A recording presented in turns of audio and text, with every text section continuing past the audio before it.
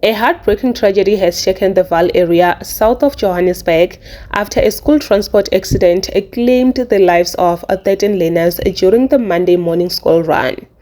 Among the victims are two children from the same family, leaving their mother devastated after losing both the children in this horrific crash.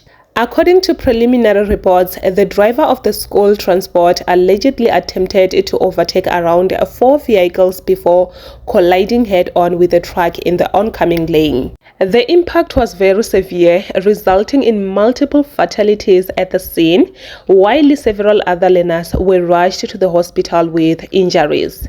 This tragic incident has left South Africans in shock and mourning as families, schools, and communities struggle to come to terms with the loss of so many young lives.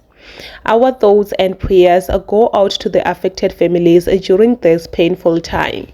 Thank you so much for watching this video until the end. Please don't forget to like, subscribe, share this video as well, and I will see you on my next upload.